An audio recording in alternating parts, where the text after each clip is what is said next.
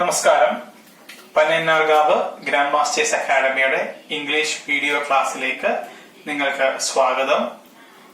നമ്മൾ കൈകാര്യം ചെയ്തുകൊണ്ടിരിക്കുന്നത് 10ാം ക്ലാസ്സിലെ ഇംഗ്ലീഷ് ടെക്സ്റ്റ് ബുക്കുമായി ബന്ധപ്പെട്ട പ്രൊജക്ട് ടൈഗർ എന്ന ചാപ്റ്റർ ആണ്. സത്യജിത് റേയുടെ ഒരു മെമ്മോയർ ആണ് ഇത്. നമ്മൾ പറഞ്ഞു കഴിഞ്ഞു. അതില് സിനിമയില് മൃഗങ്ങളെ ഉപയോഗിച്ച് ഷൂട്ട് ചെയ്യുന്നതിനെ പറ്റിയാണ് നമ്മൾ പറഞ്ഞുകൊണ്ടിരുന്നത്. അങ്ങനെ ഡിസ്നി സ്റ്റുഡിയോയില് ഒരു ഷൂട്ടിംഗ് കണ്ടുകൊണ്ടിരുന്ന അദ്ദേഹത്തിനുണ്ടായ ചില സംശയങ്ങളൊക്കെയാണ് നമ്മൾ ഒന്നാമത്തെ ഭാഗത്തില് ചർച്ച ചെയ്തത്. നമുക്ക് പാഠത്തിലേക്ക് വരാം. Sorry. Before I could ask someone, a strange thing happened. ആരോടെങ്കിലും ചോദിക്കുന്നതിന് മുമ്പ് ഒരു സ്ട്രേഞ്ച് തിങ് ഹാപ്പൻഡ്, ഒരു പ്രത്യേക കാര്യം അവിടെ സംഭവിച്ചു. From nowhere appeared a little dwarf. ഒരു നീളം കുറഞ്ഞ വ്യക്തി അവിടേക്ക് വന്നു. Followed by another man carrying a hairy dog skin. അയാളുടെ പിന്നിൽ വന്ന മനുഷ്യന്റെ കയ്യിൽ, അതായത് നീളം കുറഞ്ഞ ആളിന്റെ പിന്നാലെ വന്ന മനുഷ്യന്റെ കയ്യിൽ ഒരു പട്ടിയുടെ സ്കിൻ, ദാറ്റ് മീൻസ് അതിന്റെ ഉടുപ്പ്, അതായത് പട്ടിയുടെ തോല് കൊണ്ടുണ്ടാക്കിയ ഒരു ഉടുപ്പ്. Then, to my perfect amazement, the dwarf went down on all the fours on a chalk mark on the floor. എന്നെ അതിശയപ്പെടുത്തിക്കൊണ്ട് ഈ പട്ടിയുടെ കുപ്പായം അണിഞ്ഞ നീളം കുറഞ്ഞ മനുഷ്യൻ തറയിൽ ഒരു അടയാളപ്പെടുത്തിയ ഭാഗത്ത് മുട്ടുകുത്തിയിരുന്നു. Just like an animal, ഒരു മൃഗത്തിനെ പോലെ. And the dog's skin was draped over him. അയാൾ ആ ഉടുപ്പ് ധരിച്ചിരുന്നു. Then he crawled from one mark to another. ഒരു ഭാഗത്ത് നിന്ന് മറ്റു ഭാഗത്തേക്ക് അയാൾ ഇഴഞ്ഞു. And the cameraman got busy with the lights. Cameraman light ഒക്കെ arrange ചെയ്തു. It finally dawned upon me that this dwarf was paid to be the dog's stand-in. അപ്പോഴാണ് എന്നെ അതിശയപ്പെടുത്തുന്ന കാര്യം ഞാൻ മനസ്സിലാക്കിയത്. നേരത്തെ നമ്മൾ സൂചിപ്പിച്ചു, സിനിമയിലൊക്കെ വലിയ വലിയ നടന്മാർക്ക് ഡ്യൂപ്പായിട്ട്, അതായത് സ്റ്റാൻഡിൻ എന്ന് പറയുന്ന ആൾക്കാരുണ്ടാകും. ഇവിടെ ഈ കഥയിലെ നായകൻ ഒരു മൃഗമാണ്, ഒരു പട്ടിയാണ്. ആ പട്ടിക്ക് ഡ്യൂപ്പായിട്ട് നിൽക്കുന്നത് ഈ നീളം കുറഞ്ഞ മനുഷ്യൻ, ഈ ഡോർഫാണ്. Every animal in Hollywood film is well trained. Hollywood സിനിമയിലെ ആനിമലൊക്കെ നല്ല training ലഭിച്ചവരാണ്. It is not difficult to train a horse or a dog. ഒരു കുതിരയെയോ ഒരു നായയെയോ പരിശീലിപ്പിക്കുക എന്നുള്ളത് ബുദ്ധിമുട്ടുള്ള കാര്യമല്ല. But have you ever heard of trained ravens? Ravens, കാക്കകളെ പോലെയുള്ള ഒരു പക്ഷിയാണ് ravens. അവരെ പരിശീലിപ്പിക്കുന്നതായി നിങ്ങൾ കേട്ടിട്ടുണ്ടോ? No, just one or two, ഒന്നോ രണ്ടോ അല്ല, but nearly 100 of them. ആയിരക്കണക്കിന് ravens, നൂറുകണക്കിന്, sorry. Even this was made possible in Hollywood. പക്ഷെ അതും നമ്മുടെ ഹോളിവുഡിൽ സാധ്യമാകും. When the creator of some of the best suspense films in the history of cinema, Alfred Hitchcock, decided to make a film called Birds. ലോകത്തിലെ തന്നെ suspense thriller സിനിമകളുടെ പിതാവാണ്, അല്ലെങ്കിൽ അതിന്റെ സംവിധായകനാണ് ആൽഫ്രഡ് ഹിച്ച്കോക്ക്. അദ്ദേഹം ഒരു സിനിമ നിർമ്മിക്കുന്നു. ആ സിനിമയുടെ പേരാണ് birds. In the story, birds from all over the world start attacking humans. ഈ കഥ ഇങ്ങനെയാണ്. ലോകത്തുള്ള പല ഭാഗത്തുള്ള പക്ഷികൾ മനുഷ്യരെ ആക്രമിക്കുന്നു. Hitchcock needed a variety of birds. അതുകൊണ്ട് തന്നെ തന്റെ സിനിമയിൽ അഭിനയിക്കാനായിട്ട് പല തരത്തിലുള്ള പക്ഷികളെ ആർക്ക് ആവശ്യമായി വന്നു? ഹിച്ച്കോക്കിന് ആവശ്യമായി വന്നു. But what was required in the largest number was ravens. പക്ഷെ അദ്ദേഹത്തിന് ഏറ്റവും കൂടിയ അളവിൽ വേണ്ടിയിരുന്നത് ravens എന്ന് പറയുന്ന പക്ഷികളെയാണ്. Notices were placed in the press all over the United States. അമേരിക്കയിലെ എല്ലാ മേഖലകളിലും റേവൻസിനെ ആവശ്യമുണ്ട് എന്നുള്ള പത്രത്തിലുള്ള പരസ്യങ്ങൾ, ഭിത്തിയിൽ പതിക്കുന്ന പരസ്യങ്ങളൊക്കെ പ്രത്യക്ഷപ്പെട്ടു. Asking people to contact the filmmaker if they knew how to get hold of trained ravens. ആർക്കെങ്കിലും റാവൻസിനെ പറ്റി അറിയാമെങ്കിൽ, ആർക്കെങ്കിലും റാവൻസിനെ പറ്റിയുള്ള വാർത്ത അറിയാമെങ്കിൽ അദ്ദേഹത്തെ കോണ്ടാക്ട് ചെയ്യാനായിട്ട് അദ്ദേഹം പരസ്യം പതിച്ചു. അടുത്ത paragraph. Someone replied within a few days. ഈ പരസ്യം പതിച്ച് ചുരുങ്ങിയ ദിവസങ്ങൾക്കുള്ളിൽ തന്നെ ഒരാൾ റിപ്ലൈ ചെയ്തു. He was asked to bring his birds. അയാളോട് സിനിമയുടെ ആൾക്കാർ പക്ഷികളുമായി വരാൻ ആവശ്യപ്പെട്ടു. And he arrived with almost 100 trained ravens. ഒരു 100 പക്ഷിയുമായിട്ട് അയാൾ പറഞ്ഞ സ്ഥലത്ത് പറഞ്ഞ സമയത്തെത്തി. Admittedly, their training had not gone very bad. അവർക്ക് കിട്ടിയ പരിശീലനം അത്ര മോശം പരിശീലനമൊന്നും അല്ല. That is to say, they could not do anything that might be seen as extraordinary. അതിനർത്ഥം അവയ്ക്ക് എക്സ്ട്രാ ഓർഡിനറി ആയിട്ട് അസാധാരണമാം വിധം പെരുമാറാൻ കഴിയും എന്നല്ല. But if as many as 50 ravens are told to perch quietly in a row on a specified spot, and if they obey this command instantly, isn't that pretty impressive? ഈ 100 പക്ഷികളോട് ഒരു spot കാണിച്ചു കൊടുത്തിട്ട് ആ സ്പോട്ടിൽ പക്ഷികളോട് ഇരിക്കാൻ പറഞ്ഞാൽ അവ പറന്നു വന്ന് അവിടെ ഇരിക്കും. അത് രസമല്ലേ? അത് പ്രശംസനീയമായ ഒരു കാര്യമല്ലേ? അപ്പൊ അവയെ പരിശീലിപ്പിച്ച ആൾക്ക് നമ്മൾ ശരിക്കും എന്ത് ചെയ്യണം? കൺഗ്രാജുലേറ്റ് ചെയ്യേണ്ട ഒരു കാര്യമാണെന്നാണ് നമ്മുടെ സത്യജിത്തരൻ നമ്മളോട് പറയുന്നത്. Okay, next paragraph, 7th paragraph. Needless to say, in our own country, it is not at all easy to find trained animals. പറയേണ്ട ആവശ്യമില്ലല്ലോ. It is not all easy. നമ്മുടെ നാട്ടിൽ അത്ര ഈസി അല്ല. ഇന്ത്യയെ പോലുള്ള ഒരു രാജ്യത്ത് മൃഗങ്ങളെ പരിശീലനം നേടിയ മൃഗങ്ങളെ കിട്ടുക എന്ന് പറയുന്നത് അത്ര ഈസി ആയിട്ടുള്ള കാര്യം അല്ല. Although some films have been made in Bombay and Madras that involved working with elephants, horses and tigers. ബോംബെയിലും മദ്രാസിലും നിർമ്മിച്ച ചില സിനിമകളിൽ ഹോഴ്സസ്, എലിഫന്റ്സ് ആൻഡ് ടൈഗേഴ്സ്, കടുവകളെ ഉപയോഗിച്ചിട്ടുണ്ട്, കുതിരകളെ ഉപയോഗിച്ചിട്ടുണ്ട്, ആനകളെ ഉപയോഗിച്ചിട്ടുണ്ട്. Their performance did suggest that they were used to obeying commands. സത്യത്തിൽ അവരുടെ പെർഫോമൻസ് നോക്കിയാൽ മനസ്സിലാകും അവരൊന്നും പരിശീലനം കിട്ടിയതല്ല. അതിന്റെ ട്രെയിനർ എന്താണോ പറയുന്നത് അത് അതുപോലെ അനുസരിക്കും. In Bengal, it is sometimes possible to find clever dogs. സത്യജിത്തറെ ബംഗാളിൽ നിന്നുള്ള ആളാണ്. അദ്ദേഹം പറയുകയാണ് ബംഗാളിൽ ചിലപ്പോൾ പരിശീലനം നേടിയ ഡോഗ്സിനെ കിട്ടാൻ എളുപ്പമാണ്. Particularly police dogs, which are quite intelligent. പ്രത്യേകിച്ച് പോലീസിലുള്ള നായ്ക്കളെ കിട്ടാൻ എളുപ്പമാണ്. കാരണം അവ കുറച്ച് ബ്രില്യന്റ് ആണ്, ബുദ്ധിയുള്ളവരാണ്.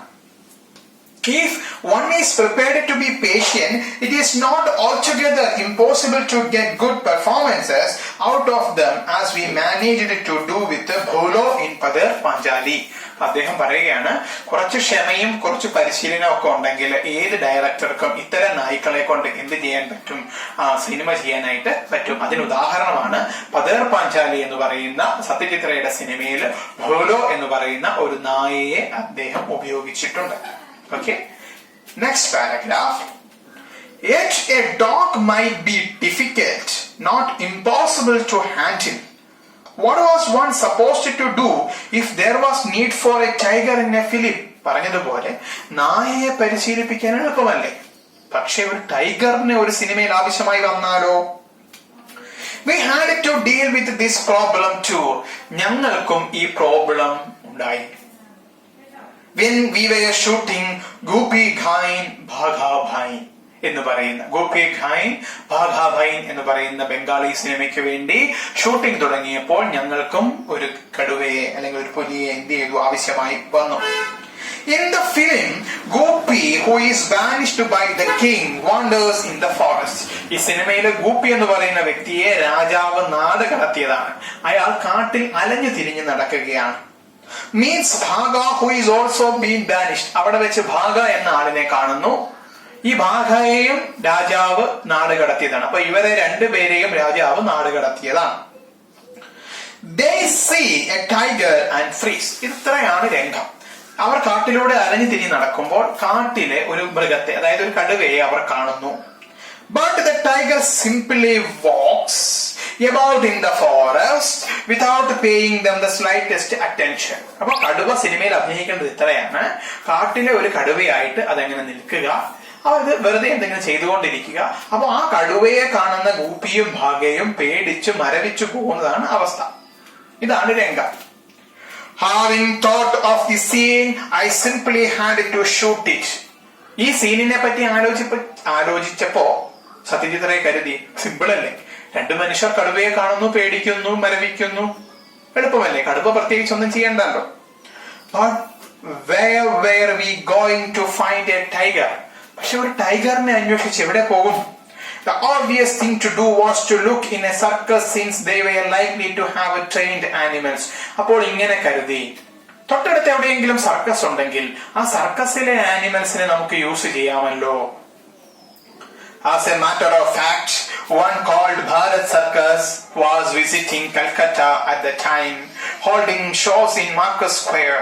അപ്പോഴാണ് ഞങ്ങളുടെ ടീമിലുള്ള ഒരാൾ പറഞ്ഞത്, കൽക്കത്തയിൽ മാർക്കസ് സ്ക്വയറിൽ ഭാരത് സർക്കസ് വന്നിട്ടുണ്ട്. We sent someone to make an appointment with its Tamil manager and then went to meet him one morning. അപ്പോൾ തന്നെ അതിന്റെ സർക്കസ് മാനേജർ ഒരു തമിഴ്നാട്ടുകാരനാണ്. അയാളോട് ഒരു അപ്പോയിന്റ്മെന്റ് ഫിക്സ് ചെയ്തിട്ട് ഞങ്ങൾ അദ്ദേഹത്തെ കാണുവാനായി പോയി. He greeted us warmly and ordered South Indian coffee for us. ഞങ്ങളെ വളരെ സന്തോഷത്തോടു കൂടി അദ്ദേഹം വിളിച്ചു. ഞങ്ങൾക്കെല്ലാം സൗത്ത് ഇന്ത്യൻ കോഫി അദ്ദേഹം ഓർഡർ ചെയ്തു. The manager heard the reason for our visit. ഞങ്ങൾ വന്ന കാര്യം അദ്ദേഹത്തോട് സംസാരിച്ചു.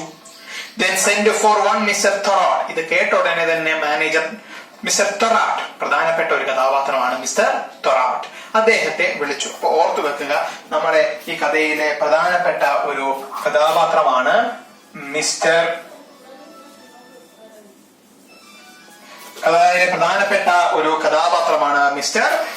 Thorat. He turned out to be the ringmaster. പിന്നീടാണ് എനിക്ക് മനസ്സിലായത് മിസ്റ്റർ തൊറാട്ട് എന്ന് പറയുന്നത് ആ സർക്കസിലെ റിംഗ് മാസ്റ്റർ ആണ്. ആ സർക്കസിലെ റിംഗ് മാസ്റ്റർ, നമ്മുടെ റിംഗ് മാസ്റ്റർ എന്ന് പറയുന്ന ദിലീപിന്റെ സിനിമ കണ്ടിട്ടില്ലേ, അതിലെ നായകളെ പരിശീലിപ്പിക്കുന്ന റിംഗ് മാസ്റ്റർ ആയിട്ടാണ് ആര് വന്നിരിക്കുന്നത്, ദിലീപ് അഭിനയിക്കുന്നത്. He too was a South Indian. അയാളും ഒരു സൗത്ത് ഇന്ത്യൻ ആണ് അല്ലെ. ആൾക്കാരെ കാണുമ്പോൾ നമുക്ക് മനസ്സിലാവില്ലേ ഏത് ദേശക്കാരാണെന്ന്. പ്രത്യേകിച്ച് മലയാളീസ്, തമിഴന്മാർ, ഇവരെയൊക്കെ നമുക്ക് പെട്ടെന്ന് കണ്ടാൽ തിരിച്ചറിയാം. നമ്മുടെ നാട്ടിലൊക്കെ ജോലിക്കായിട്ട് വരുന്ന വെസ്റ്റ് ബംഗാളിൽ നിന്നുള്ള ആൾക്കാരെയൊക്കെ നമുക്ക് കണ്ടാൽ മനസ്സിലാകും അല്ലെ, നമ്മളിൽ നിന്നും വ്യത്യസ്തമാണ്. അപ്പൊ അതുകൊണ്ട് തന്നെ കണ്ടപ്പോൾ എനിക്ക് മനസ്സിലായി അദ്ദേഹം ഒരു സൗത്ത് ഇന്ത്യൻ ആണ്. വെരി വെൽ ബിൽറ്റ്, നല്ല പൂർണ്ണ ആരോഗ്യമുള്ള ഒരാളാണ്. With features somewhat like those of a Nepal. പക്ഷെ കണ്ടാൽ ഒരു നേപ്പാളി ആണെന്നേ പറയൂ. He was perhaps no more than 40. ഒരു 40 വയസ്സിൽ കൂടുതൽ പ്രായമൊന്നും അയാൾക്ക് കാണില്ല. He showed us an old scar on his forearm. അയാൾ തന്റെ കയ്യില് ഇവിടെ ആയിട്ട് ഒരു അപകടം പറ്റിയത് കാണിച്ചു. Which had been caused by a tiger. അദ്ദേഹം പറയുകയുണ്ടായി, ഈ അപകടം ഉണ്ടായത് ഒരു കടുവ കാരണമാണ്. അപ്പം അയാൾ കടുവയെ പരിശീലിപ്പിക്കുന്നതിൽ മിടുക്കനാണെന്ന് ഞങ്ങൾക്ക് മനസ്സിലായി. We told him what we want. ഞങ്ങൾ വന്ന കാര്യം പറഞ്ഞു. ഞങ്ങളുടെ സിനിമയ്ക്ക് ഒരു ടൈഗറിനെ ആവശ്യമാണ്. The shooting was taking place in near Shivuri in Birbhum. ബംഗാളിലെ ഉൾപ്രദേശത്തുള്ള സ്ഥലമാണ് Shivuri in Birbhum. We wanted to show a tiger in a thick bamboo grove. ഞങ്ങളുടെ ഷൂട്ടിങ്ങിന്റെ സീൻ ഇതാണ്. ഒരു തിക്ക് ബാംബൂ ഗ്രോവിൽ അല്ലെ, മുളങ്കാടുകളുടെ ഇടയിൽ ഒരു കടുവയിരിക്കുന്നു. All the animal was required to do was come out of the bamboo grove into an open space, pace gently for a while. അപ്പൊ tiger ഇത്രയും ചെയ്താൽ മതി. അതിനകത്ത് മുളങ്കാടിൽ നിന്നും പുറത്തേക്ക് വരിക, അങ്ങോട്ടും ഇങ്ങോട്ടും ഒന്ന് നടക്കുക. Then go back, തിരിച്ചു പോവുക. Look at the camera if possible. ക്യാമറയെ നോക്കാൻ പറ്റുമെങ്കിൽ ഒന്ന് നോക്കുക. Could a tiger from Bharat Circus do this job? ഞാൻ ചോദിച്ചോ, നിങ്ങളുടെ ഭാരത് സർക്കസിലെ ഒരു കടുവയ്ക്ക് ഇത് ചെയ്യാനായിട്ട് പറ്റുമോ? Mister Thorat nodded. അയാൾ തലയാട്ടി. How long will you need for? ഈ കടുവയെ നിങ്ങൾക്ക് എത്ര ദിവസം വേണം? Ask the manager. Perhaps a couple of hours for the shooting. ഞങ്ങൾക്കൊരു 2 മണിക്കൂർ ഷൂട്ടിംഗ് മതി. I replied.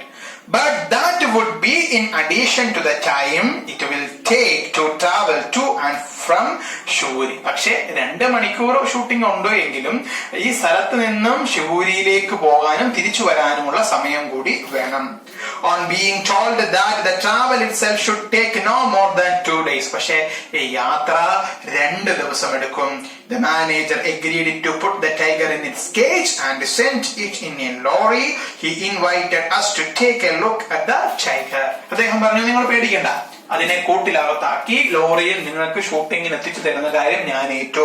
എന്നിട്ട് ടൈഗറിനെ കാണാനായി ഞങ്ങളെ അദ്ദേഹം വിളിച്ചു. ഇതാണ്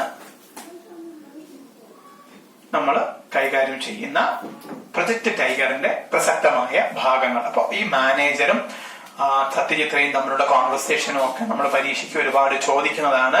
അപ്പൊ ഈ ഭാഗം കൃത്യമായി നിങ്ങളൊന്ന് വായിച്ച് പഠിക്കണം. അപ്പൊ വീഡിയോ ഇഷ്ടപ്പെട്ടെങ്കിൽ ലൈക്ക് ചെയ്യുക. സംശയങ്ങൾ ഡിസ്ക്രിപ്ഷൻ ബോക്സിൽ കൊടുക്കുന്ന വാട്സാപ്പ് നമ്പറിൽ രേഖപ്പെടുത്തുക. തിരിച്ച് ഞാൻ മറുപടി അയക്കുന്നതായിരിക്കും. Okay, thank you. അടുത്ത വീഡിയോയുമായി നമുക്ക് നേരിൽ കാണാം.